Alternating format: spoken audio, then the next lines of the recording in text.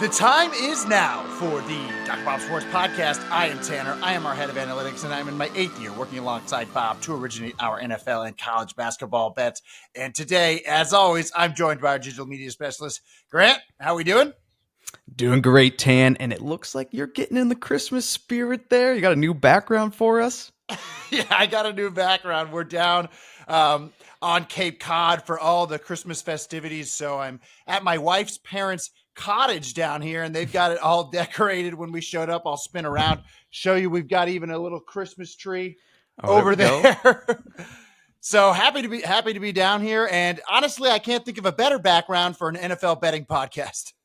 No, I love it. I think it's perfect. But let's jump into our first segment here, which is the free bet of the week. And we are 16-7-1 on podcast sides and totals dating back to last year after last week's winners on Washington -5.5. And we also had the over on the Monday night game. But we technically did throw in Chiefs -12 for those of you that watched the podcast within the first hour that it released. So we're going to count that as a loss. But what are you going to go with this week, Tan? This week, I want to bring it out to the Bears-San Francisco game, and we've got huge news there because Matt Eberflus not using Chicago's final timeout as they set up for that last play on Thanksgiving was the last straw, and he was fired as Chicago's head coach. Yeah, he did cover for us, which was nice. But the Bears have been around for more than a century, and they've never fired a coach in the middle of the season. But looking back, they had the Hail Mary game in Washington, followed by in-game mismanagement, and 3 straight divisional losses was enough to get this guy out of there. And honestly, it kind of looked like he had already lost the locker room in training camp from those weird meetings we saw in Hard Knocks. But apparently, star cornerback Jalen Johnson went on a 10-minute tirade about Eberflus after that Thanksgiving game. So they've decided on promoting Thomas Brown to interim head coach, who you remember was just recently promoted to offensive coordinator. So quite the come up for that guy. And since week 11, when he was promoted to calling the plays for this Bears offense, they rank 13th in EPA per play, a big upgrade there. And he's trusting his rookie quarterback. 5th highest pass rate since week 11. But the question, though, is with now more on Thomas Brown's plate, is that going to affect the play calling improvement that we've seen for Chicago? Well, looking at San Francisco's defense, they will likely be getting back cornerback Deommodore Lenoir, who is 9th in yards per cover snap in the slot. Yeah, and that's huge because Lenoir was out last week. Charvarius Ward was out in the games before that, and that means we've seen a lot of backup cornerback Renardo Green, who's 9th worst in yards allowed per cover snap. And so I think the 49ers defense will improve getting the starters back on the field, but I'm not sure it's going to happen this week because we know San Francisco's defense is a huge cover 4 team. They lead the NFL in cover 4 rate, but Chicago's offense is averaging 11% more yards per pass play versus cover 4 compared to other coverages, 10th best relatively in the league.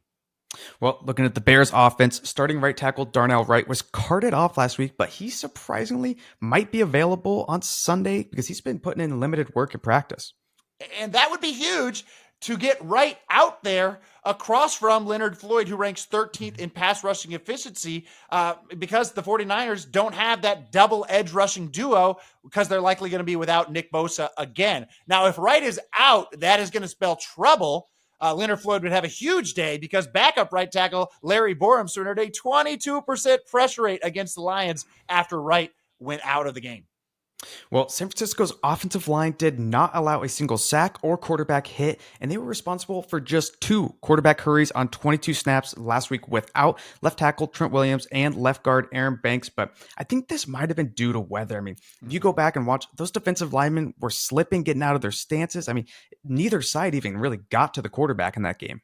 Yeah, I expect Brock Purdy to be under more duress this week. Typically, when you lose the entire left side of your offensive line, that is going to hurt the pass protection, but it really didn't last week because of those snowy, slippery conditions. But if this week Banks and Trent Williams are out again, it's going to spell trouble for Brock Purdy. Well, looking at the run game, the 49ers are 6th in yards per carry, but they lost running backs Christian McCaffrey and Jordan Mason last week. So this ground game might struggle as the Bears are 8th in rush defense by our metrics. Yeah. Yeah. I mean, this 49ers offense, they've just been stuck in the mud all season, averaging 0.05 EPA per play. That's the worst for San Francisco in the last 6 years. And Brock Purdy, he just doesn't seem like he has the same zip on his throws since he hurt his shoulder during the loss to Seattle. So I think the 49ers should be priced here at -3, -115 if they don't have Bosa, Williams, and Banks, and if the Bears have Darnell Wright at right tackle. So that's the way this is trending. I would want to confirm all those guys' status before taking the bet here, but that's the way it's looking. So we're going to take Bears +4 as our free bet of the week. And I especially think that holds value if you don't think Purdy's shoulder is right. And the Bears could get a first game with the new head coach boost, because it certainly seems like they hated Matt Eberflus in Chicago. I love it. Well, let's shift it over to our next segment here. We've got stock up, stock down, and whose stock are you buying this week? I'm buying the Dallas pass rush. Drew Lock was sacked 8 times on Thanksgiving, and the Cowboys generated 28 total pressures. And I like them to continue that success this week on Monday night, because they'll have Micah Parsons, who's third in pass rushing efficiency, across from rookie right tackle Amarius Mims, who's surrendering 2.6 pressures per game. That's 8th most in the league. And then you've got Alex Kappa, who surrendered 29 pressures, ranking 56 out of 59 qualifying guards against Osa Odigizua, who's 10th in pass rushing efficiency on the interior. So 2 of Dallas's best pass rushers against 2 of Cincinnati's worst offensive linemen. I think they have a good chance to get after Joe Burrow like we saw them do to Drew Lock last week. I like that one. Well, whose stock are you going to be selling this week? Okay, I'm selling Jackson Smith and Jigba, but it's not because I don't like Seattle's passing offense this week. In fact, Geno Smith is averaging 16% more yards per attempt versus the blitz than a standard pass rush this season, and the Cardinals have the 4th highest blitz rate in the league. So kind of a favorable matchup for Seattle's passing offense, but I think it's going to be more of a threes and layups approach because the Cardinals are vulnerable, deep. DK Metcalf has the 2nd most deep receptions in the NFL. And the Cardinals are also vulnerable in the screen game because of that high blitz rate. They're allowing they're 29th in success rate allowed to opposing running backs catching the ball out of the backfield. And Kenneth Walker is 9th in yards per route run. So I like DK Metcalf. Maybe it's a Tyler Lockett week. I like, the deep game for Seattle's passing offense. I like the screen game for Seattle's passing offense.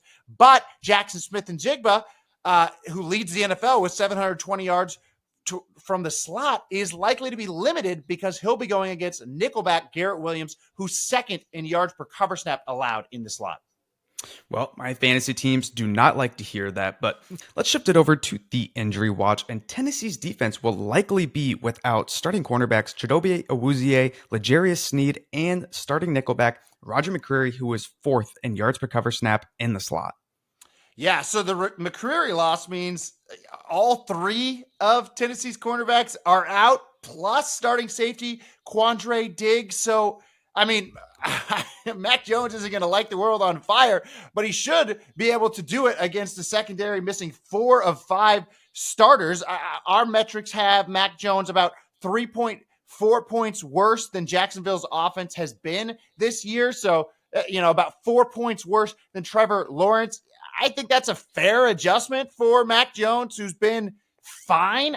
Coming into the year, I thought he'd be one of the better backup quarterbacks in the league, but he's not been good thus far. But I think this is, kind of where we see him break out a little bit. He's establishing a rapport. He averaged 7.3 yards per pass play last week, establishing a rapport with Brian Thomas, who's 14th in yards per route run. Thomas is a favorable matchup across from backup rookie cornerback Jarvis Brownlee, who's 7th worst in yards per cover snap allowed. So, if Jones, I think he can get to 17, 20 points this week against the Titans secondary, missing 4 starters. So I like the matchup there for this Jaguars passing offense, relatively. I don't think, when I say Mac Jones is going to turn it around, I don't think we're going to get a 30 ball from the Jags, but they do have a good matchup in the interior too, because that's the strength of this Jacksonville offensive line. And that's where, Tennessee gets their pass rush with Jeffrey Simmons. So I think they'll be able to limit Jeffrey Simmons, and I think they'll be able to attack Tennessee's backup cornerbacks. And Mac Jones, I think he can get to 20 points this week. All right, well, looking at the Giants, their defense only pressured Cooper Rush on 19% of his dropbacks last week, and interior defender Dexter Lawrence suffered a dislocated elbow that's going to cost him for the rest of the year. Yeah, and Lawrence had 9 sacks from the nose tackle position, pretty much unprecedented in the modern NFL, and he was second on New York's defense with 23 run stops. So, I mean, it's a huge hit in the pass rush and a big hit in run defense. Lawrence is worth about 2 points, according to our numbers, one of the most valuable defenders in the entire NFL. And the Giants were already surrendering a league-high 5.1 yards per rush. Now, without Lawrence, this could be, one of the worst run defenses we've seen in the recent NFL. And the Saints are 6th in EPA per rush this season. Yeah, that is a big loss, literally and figuratively, but shift it over. New Orleans will be without Taysom Hill, who leads the Saints, averaging 7.1 yards per carry. Right. And so, I talk about how bad the Giants' rush defense is going to be, but the Saints are missing their best runner in Taysom Hill. I still think they're going to be able to move the ball on the ground, but Hill's loss will also be felt in the passing game. Because New Orleans is targeting tight ends at the 8th highest rate in the league, and New York's defense is surrendering a 63% success rate to opposing tight ends. That's 31st. But because it's such a weakness for the Giants defense, even without Hill out there, I kind of feel like Derek Carr is just going to go ahead and feature Juwan Johnson and Foster Moreau because that's, the way to move the ball through the air without Chris Olave and Rashid Shaheed. All right, well, we got to talk about the Falcons here. What is going on with Kirk Cousins? I mean, there's been whispers that the Falcons should be changing their quarterback and going to Michael Penix. Yeah, Cousins has struggled this season when he stepped up in class because he just doesn't have the pocket mobility or arm strength coming off the Achilles surgery. Cousins has gone against 3 defenses ranked top 5 in EPA per dropback allowed. He averaged 4.9 yards per pass play week 1 versus the Steelers, was held to 6 points in Denver, and then he threw 4 interceptions last week against the Chargers. Now he faces another defense ranked top 5 in EPA per dropback allowed, and I do not think it is going to go well this week in Minnesota. Yeah, it kind of sounds like this whole offense is going to be riding on Bijan's shoulders.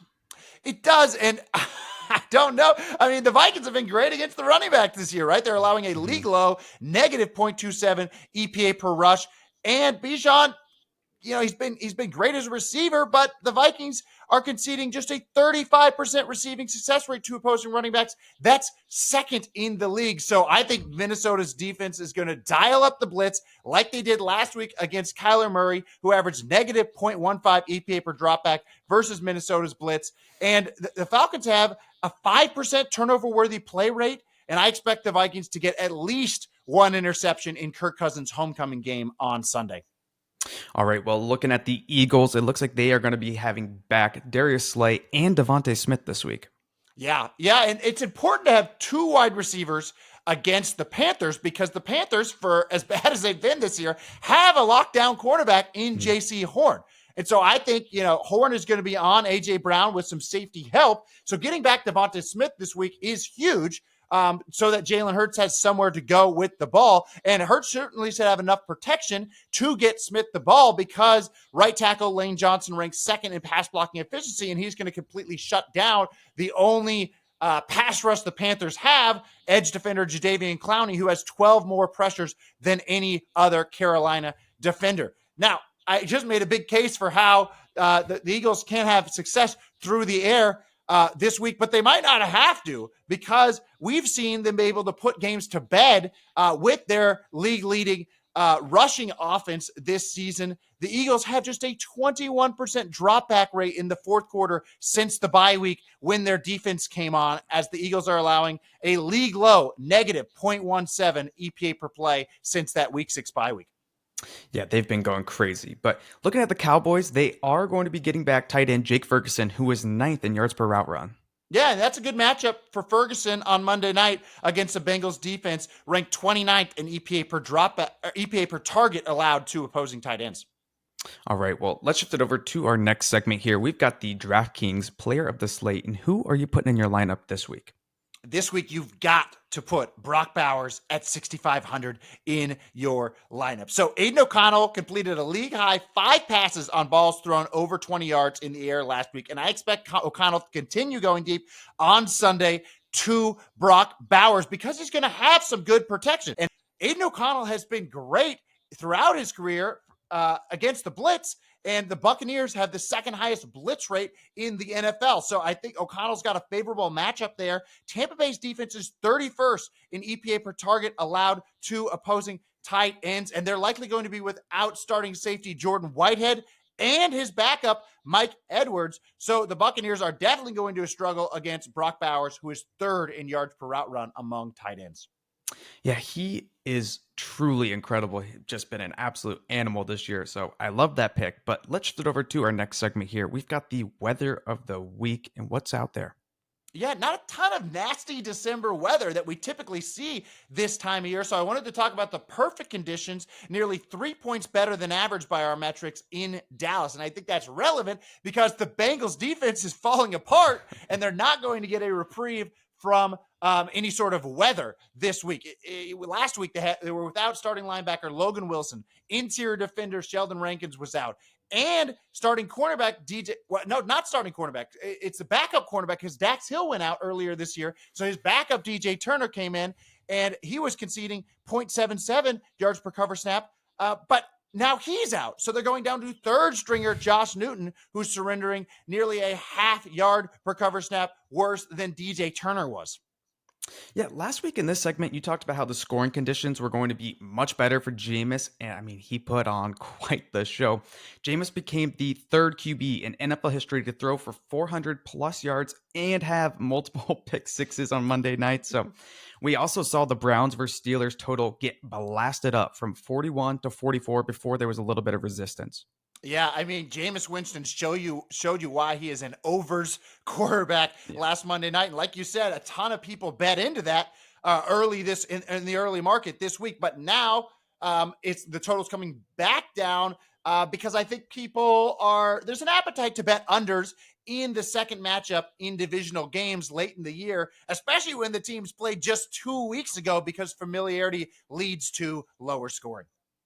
All right. Well, let's shift it over to our next segment here. We've got our primetime preview. We've got the Chargers coming into Kansas City to play the Chiefs, and I'm actually going to be boots on the ground for this one. Nice. Well, we're going to take Kansas City -4 over the Chargers as a second free bet on this podcast. And the big reason why is the upgrade the Chiefs are going to get at left tackle. So Wanya Morris has been the guy this year. He ranks 55th in pass blocking efficiency out of 58 qualifying tackles. He struggled enormously last week. On Black Friday, he was responsible for 60% of the pressures charged to the Chiefs' offensive line against the Raiders. He was benched on the last drive, and the Chiefs moved guard Joe Thuney out to left tackle and then brought Mike Caliendo into play left guard. But, despite all the struggles from Wanya Morris this season, the Chiefs rank 7th in pass blocking efficiency. And Wanya Morris and Kingsley Sumatia, who they gave a cup of coffee out at left tackle, are responsible for 42% of the charge pressures to the offensive line. That is insane for one position to be that bad. And I think anyone watching Chiefs games this year has noticed it's been that bad. But they're going to get a gigantic upgrade at left tackle on Sunday, starting left tackle DJ Humphries, who was signed on November 22nd and ranked 17th in pass blocking efficiency last season. He was a Pro Bowler in Arizona, but the reason he hasn't been on a team this season is because he tore his ACL, and now he's fully healed, and he's going to make a major difference for this Chiefs offense down the stretch run of the season and into the playoffs. Yeah, I'm hoping so. And Patrick Mahomes said this about Humphries, and I quote, "You see how talented he is. The physical gifts are there, and I've been very impressed." So great things to hear. But shifting to the other side of the ball, the Chiefs are allowing only negative 0.15 EPA per rush, which is 5th. So do you think the Chargers are going to increase Justin Herbert's pass rate like they did against Baltimore's stout run defense? I think that's got to be the plan, right? Because you can't just bang your head against the wall into this Chiefs run defense. But I don't love the matchup for Justin Herbert throwing the football because they're averaging only 79% yards per attempt versus man compared to zone, 28th relatively in the league. And the Chiefs have the 7th highest man coverage rate in the league. And the only Charger that's shown an ability to get open against man this year is Ladd McConkey, while the rest of Los Angeles wide receivers are averaging just 4.1 yards per target against man coverage. But McConkey left last week with a knee injury and he was unable to return. I think, he's limited in practice this week, but I think he's definitely going to be hampered on Sunday night. And his availability is going to make a major difference because he's the only one that can get open against this Chiefs man coverage. McConkey is 6th in EPA per target as a rookie. I mean, that's crazy. He's worth 0.7 points by our metrics if he's entirely out. I think he's going to play, but not be at full strength. So let's call it a half-point knock to this Chargers offense against the Chiefs man-heavy defense. Well, Joe Alt versus George Karlaftis is going to be a fun battle on the outside here, but how do you think the rest of the Chiefs pass rush is going to do on Sunday night? Well, I think this is going to be a Chris Jones week. He's 5th in pass rushing efficiency, and the Chargers' interior offensive line is certainly the weakness on that unit. They've allowed the 6th most pressures, or been charged for the 6th most pressures relative to the tackles this season, and that's right where Chris Jones is going to line up. He's going to exploit those guys like Trey Pipkins on the interior. So our model favors the Chiefs by 6.3 here. We've got a little bit of a matchup advantage, especially if Ladd McConkey can't get a full snap count. And so we are going to take the Chiefs on Sunday night -4. All right. Well, let's shift it over to our prime time prop. And you're 21-12, dating back to last year. But what do you have for us this week? I'm taking Xavier Worthy over 35.5 receiving yards. So rookie wide receivers tend to get more incorporated in the offense late in the season, and we're seeing that with Worthy going over this number in the last 3 games. The protection improvement at left tackle from Wanya Morris and Kingsley Sumatia to DJ Humphries can't be overstated. Reminder, Morris and Sumatia are responsible for 42% of the charge pressures to this offensive line this season, and Humphries is a Pro Bowl left tackle. What does extra protection benefit? The downfield passing game, and Worthy has more than double the amount of targets with 20-plus air yards than the next highest Chief, Travis Kelce, this season. I love that pick. Well, if you're looking for more content, make sure to head over to drbobsports.com, where you'll also find our college basketball service. Our best bets are 103, 81, and 1, and the opinions are 89 and 59. So make sure to check that out. And we'll be back next Friday to preview Week 15 of the NFL.